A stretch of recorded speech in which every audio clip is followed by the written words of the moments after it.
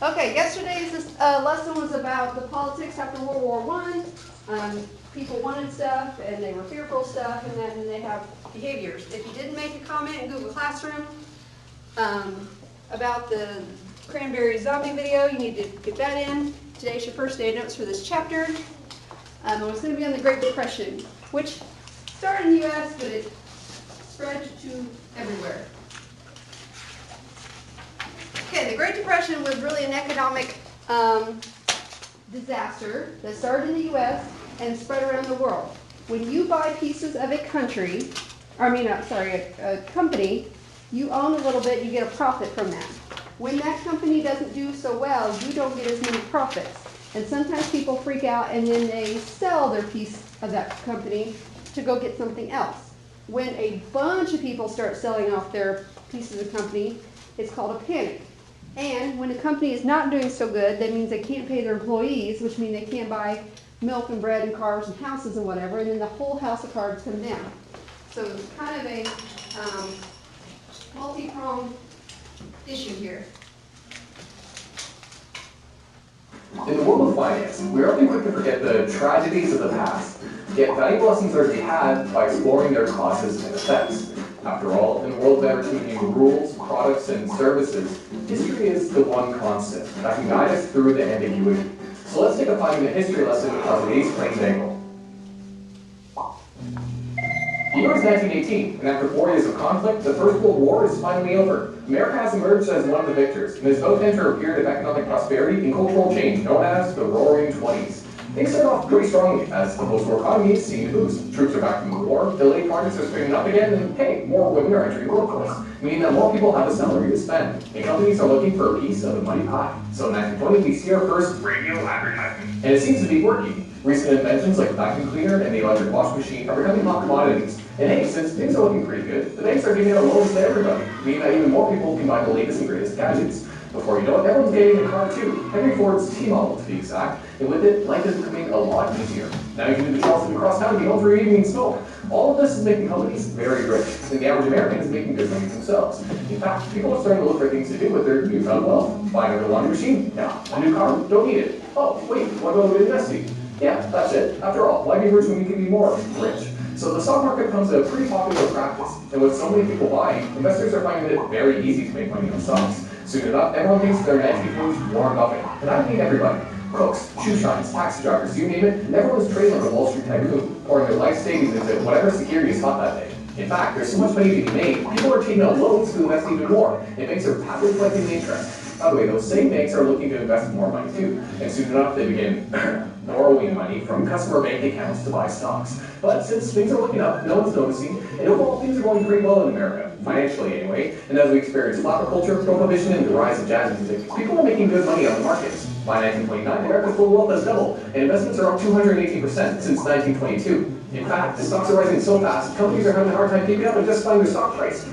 Wait, that's not good. And hold on, production actually seems to be slowing down. Henry's not making as many T-models, and people aren't buying as many things. It looks like companies may have overestimated their growth, and now wages are falling. And all that easy to access debt, well, people have taken out quite a bit, and interest rates are starting to rise. But wait a minute, the stock market is still up. That doesn't seem right. Even though the economy is looking worse for wear under the hood, investors are more or less ignoring the problems and buying and selling as if everything were exceptional. Sure, we see a few shakeups and close calls, but things are still largely positive, and people are still gambling on the markets. But over time, the voice of reason is getting louder, and investor uncertainty is increasing. Which brings us to October 24th, 1929, Black Thursday as it's called, the theorized start of the Great Depression. Investors have been royally spooked. The headlines read, and when markets open, they start to sell, and I mean sell. 12.9 million shares to be exact, a new record, and at opening bell, things fall 11%. People are selling so much that price takers can't keep up with the volume, so people don't even know what their selling price is. And all this selling is dragging the stock market down, erasing large chunks of America's wealth, and things are about to get worse. While markets recover later that day, come last Tuesday, it's an outright panic. The Dow Jones falls 12%, and the record we set last Thursday, we just broke it again. The markets lose $14 million in one day. Some shares are now worthless, people have lost their life savings, and Americans who borrowed to invest are absolutely crushed. And so, friends, here we are. The Great Depression, the worst economic downturn in the history of the industrialized world. The Dow Jones falls for another 3 years after this, losing 90% of its value from its high in 1929. Many lose their jobs as companies shut down, and it's not just investors that are hit. Remember that money the banks borrowed? Well, much of it is lost in the markets too. People are only getting back 10 cents for every dollar they have in their account. Banks across the country shut down, and unemployment reaches its highest level in U.S. history, 24.9%. By this point, breadlines, soup kitchens, and homelessness are common sights. Whether you invested, borrowed money, or even just held money in a bank account, the Depression found a way to hurt you financially. Times would be tough throughout the 1930s, and fiscal intervention from Franklin D. Roosevelt would do little to this activity. In fact, it wouldn't be until the rise of the Third Reich in Germany that we would see tangible crisis. You see, the Great Depression wasn't just felt in America. Rather, with recent globalization, its effects were felt around the world. And in the darkness, we saw the rise of Hitler, who used the despair of the German people as a rallying call, ultimately leading to the creation of the Nazi Party and the start of the Second World War in 1939. The war created jobs in America, ironically ending one tragedy with the start of another. Experts can't agree on why the Great Depression was as bad as it was, but there were valuable takeaways from the heart of it. It demonstrated just how powerful the greed and alternatively the fear of the markets can be when they get out of control, while demonstrating the destructive potential of speculation and debt. Laws would later be introduced to safeguard financial institutions and deposits, and during his time in office, Franklin D. Roosevelt would introduce the Federal Deposit Insurance Corporation and the Securities Exchange Commission, institutions targeted at protecting the wealth of Americans that still exist to this day. Few are left to remember the hardships of the Depression, but we'd be foolish to forget the lessons it provided. After all, fear, greed, and speculation are far from bad. Hey guys, thank you so much for watching. If you like this video, please make sure to like and subscribe. Hit the bell icon if you want notifications about future videos we post. We also have social media accounts, and if you'd like to support us, you can do so at www.patreon.com/theplanbagel. Thanks again.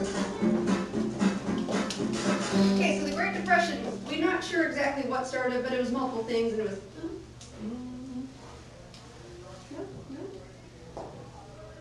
So it's 10:30 on a Wednesday, and apparently The Great Depression was kind of a multi-things went wrong at one time, and we can't really blame one thing or the other. But when people start freaking out and try to get their money back from a bank, the banks didn't have the money, because when you put your physical money into a bank, they hold it.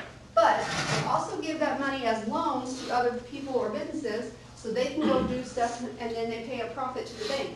The banks got a little bit too greedy and loaned all the dollars out. That meant when people freaked out and wanted their money back, there was nothing to give them. And so a lot of banks fell apart because they couldn't actually give the money back. And then the people who put the money in didn't have the money to get back out, which means they can't pay for stuff. In Europe, Germany owed so much money, it was unbelievable, and there was no way they were going to pay it off. It was just unrealistic. Britain and France also had war debt because they'd spent so much money on the war to beat up Germany that the U.S. had to give money to them to help them rebuild because we were friends. Britain was not doing so great because their factories were outdated. They didn't have, they had a lot of unemployment because things just weren't selling as well. The workers weren't getting paid very much. There were a lot of worker strikes because they wanted more say in the government, like we saw yesterday. And they just weren't doing that great. In fact, the chart on the screen shows you, honestly, when they have a war, they go into a lot of debt because wars are expensive. You gotta buy food and clothing and bullets and guns and tanks and planes and gas and all that stuff, and it's expensive.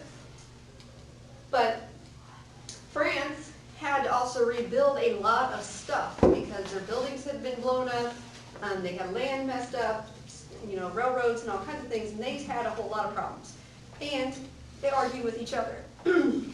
They argued so much that politically they weren't very stable, so we kind of had to help both of them.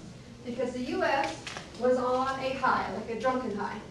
When you have something bad that happens, it kind of swings the other way and it becomes a party. And the 20s were great for the U.S. We were making money, we were making products, everybody was having a good time. We changed clothing, hair, makeup, music. You saw on e-learning day assignments, like everything was just new and cool when it came out. But every party has an end. And that end was when people started to produce too many goods that they couldn't sell. Then they couldn't, people who were selling them didn't have a profit, and then they couldn't buy other stuff, and the whole house of cards came down. And it kind of started, ironically, at the end of the decade. And we call this the Great Depression, not because people were depressed, although that was true. It was mostly because we had economics depressed on a chart that go down. We had too many things we were making. And when you make stuff because you're better, more efficient, you have to be able to sell those things. And we weren't so confident, or we were overconfident that we could sell them. You had too many extra vehicles, you had too many extra food stuff, you had too many appliances and clothes, and people couldn't buy them, and as they lost their jobs, they could buy less. So the factories had to lay off people, which meant they were making less overall, and everything kind of comes crashing down. And the unemployment rate was going up because you had people who were not at a job, which couldn't buy stuff.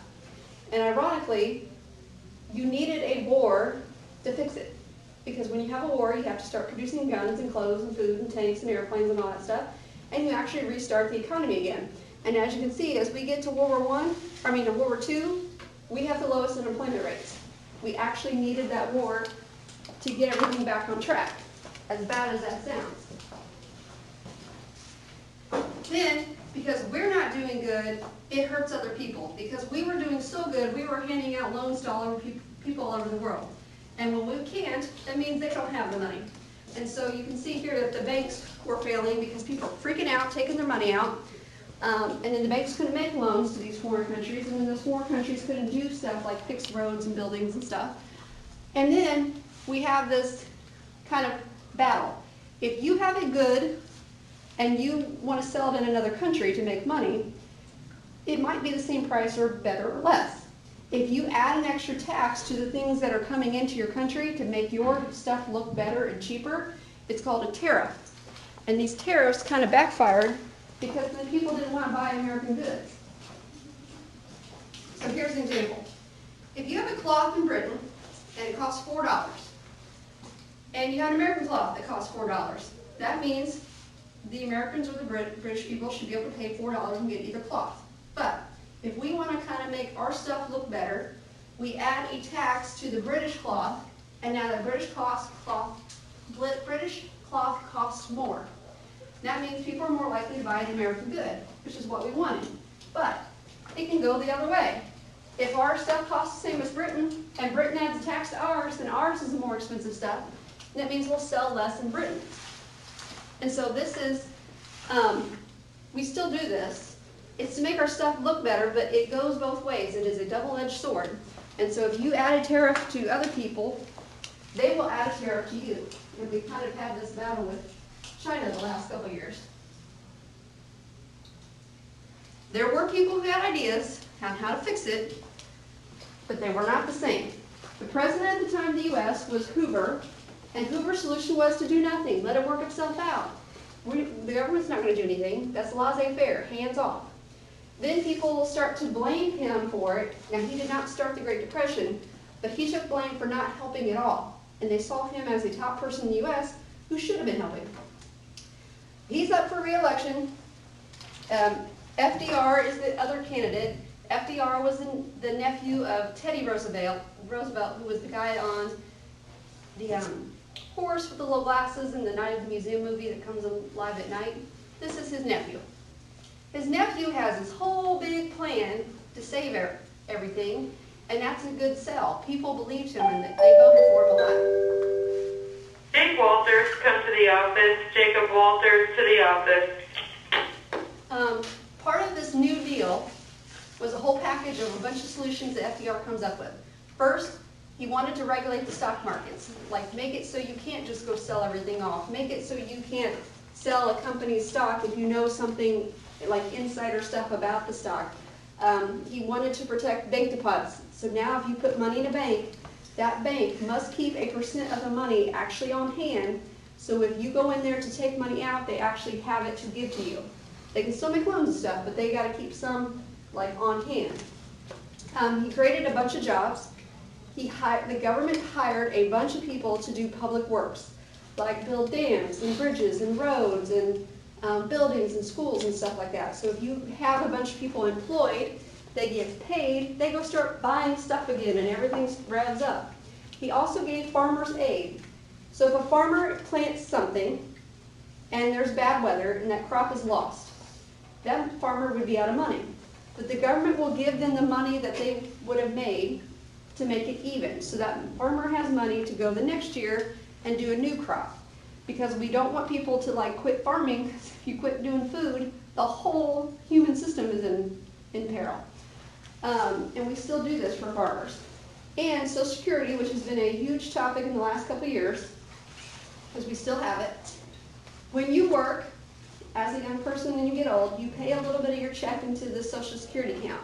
When you're older and you can't work anymore because you're unhealthy or you're just can't do it, you get a check from the government of that account. What that did was two things. One, you took care of the old people who couldn't work and they weren't really going to contribute to, the economy and buy stuff anyway because they didn't have money.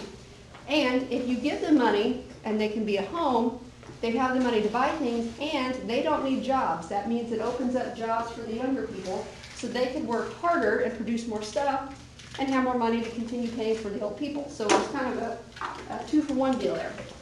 And we still have this. Some people want to get rid of it, but we do still have it now. So some of the things that were built by the public people, some of them are in Indiana. One of them is the state parks. All the trails, setting up the land, the bridges and stuff. Indiana University, their buildings, the fairgrounds at the state capitol, where they like show pigs and have concerts and stuff. The Indianapolis airport was built by public people. And then locally, the Aurora post office, the library, the Batesville post office, and the pool that's in Madison by the river were all projects that the government just gave people something to do, but now we have these resources.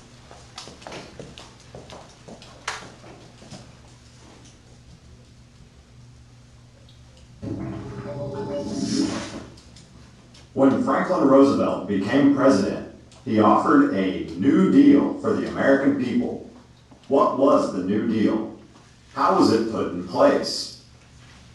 One of the primary reasons Roosevelt won the presidency in 1932 was because he promised to try and do something to end the economic crisis the country was facing. As he entered the office, Roosevelt hoped to do three things. First, he hoped to provide relief for the poor and the unemployed. Next, he wanted the economy to recover to its normal levels. Finally, he wished to reform the financial systems so that an economic depression would not happen again. Relief, recovery, and reform became known as the 3 R's. To accomplish these goals, Roosevelt implemented a series of government programs in between 1933 and 1938. Some of these programs were approved by Congress, while others he enforced through executive order. Collectively, these programs became known as the New Deal. The New Deal is frequently referred to in two different parts. The first New Deal, which was enacted between 1933 and 1934, was largely concerned with restructuring the nation's economy and offering relief to the banking industry. The second New Deal, which was enacted between 1935 and 1938, sought to improve the use of the nation's resources, provided relief for farmers, and created various government work programs. There were many different types of programs that were a part of the New Deal. These programs had a variety of different intended purposes. Programs such as the Works Progress Administration, or the WPA, and the Civilian Conservation Corps, the CCC, were designed to put unemployed people to work. The Social Security Act was created to provide financial relief to the elderly. Meanwhile, the Tennessee Valley Authority brought much-needed electricity to rural areas in the South. The Federal Deposit Insurance Corporation, the FDIC, was another important agency created by the New Deal. The FDIC guaranteed the safety of money in banks. Citizens no longer had to fear losing their money if their bank closed. This scenario was quite common in the early stages of the Great Depression. The FDIC is still in operation today to ensure money deposited in banks. Aside from the FDIC, there are many government agencies that were created by the New Deal which still exist. Amongst them are the Federal Housing Administration, the FHA, the Federal Crop Insurance Corporation, the FCIC, and the Security Exchange Commission, the SEC. Not everyone was a fan of the New Deal. Many felt that Roosevelt was leading the United States down the path of socialism. Others saw the New Deal projects as a waste of money and resources. Today, some economists and historians believe that Roosevelt's adherence to New Deal policies actually prolonged the Depression. However, New Deal programs did put millions of people to work, providing economic relief for struggling families.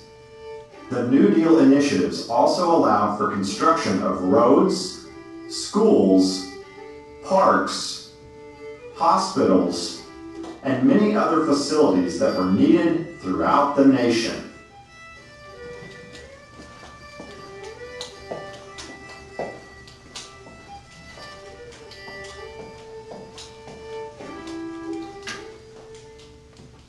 So, you have all this economy going wrong, and that creates a problem, but then Mother Nature has one last punch in the 30s to make things worse. We had a drought in the middle of the country, where a lot of farmland is, and it got so bad that literally the dirt just dried up and became dust, and we had a lot of wind.